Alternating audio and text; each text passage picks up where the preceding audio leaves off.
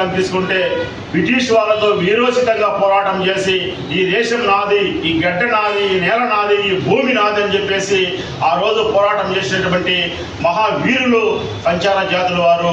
ఆ రోజు మీరు ఎక్కడైనా కానీ ఈ దేశం పైన మీ పెత్తనం ఏంది, మీ దొరతనం ఏంది, మేము ఎందుకు మీ కింద బానిసలుగా బతకాలని ఒక పోరాటం చేసిన వీరులు సంచార జాతులని మనం అందరం కూడా తెలుసుకోవాలి.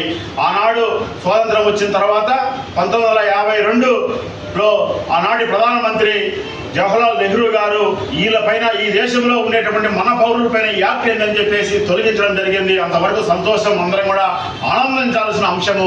అయితే ఈ వర్గాలు ఇంతవరకు కానీ సంచార జాతులు ఇప్పటికీ ప్రజెంట్ కూడా మొన్న జరిగిన స్థానిక సంస్థల ఎన్నికల్లో కూడా ఒక సర్పంచ్ కానీ, వార్డు మెంబర్ కానీ, ఒక మున్సిపల్ కౌన్సిలర్ కానీ, ఒక కార్పొరేషన్ చైర్మన్ కానీ ఎక్కడే కానీ లేరు.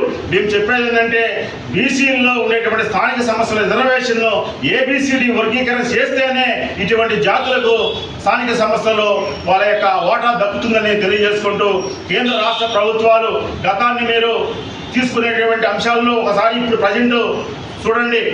స్థానిక సంస్థల రిజర్వేషన్ ఏబిసిడి వర్గీకరణ చేస్తేనే సంచార జాతులు ఆ జాతులు కూడా అన్ని విధాలలో విద్యా ఉద్యోగాల్లో ముందుకు వస్తాయనేది ఏకైక డిమాండ్తో రాబోయే ఎలక్షన్లో ఆంధ్రప్రదేశ్లో కూడా స్థానిక సంస్థలు సంవత్సరం 2 ఏళ్లలో ఇక్కడ జరుగుతాయి.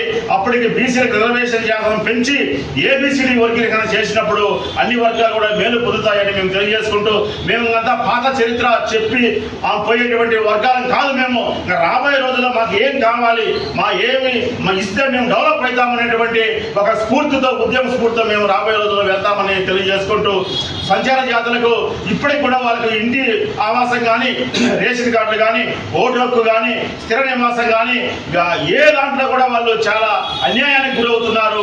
ఊరు బయట నివసిస్తున్నారు. వాళ్ళని ఇప్పటికి కూడా వివక్షత అలాగనే ఉంది. ఈ దేశ పౌరులైనటువంటి సంచార జాతులు వాళ్ళు ఎంతో ప్రతిభా పాఠాలు ఉన్నటువంటి వాళ్ళు సంచార జాతులు కూడా మరో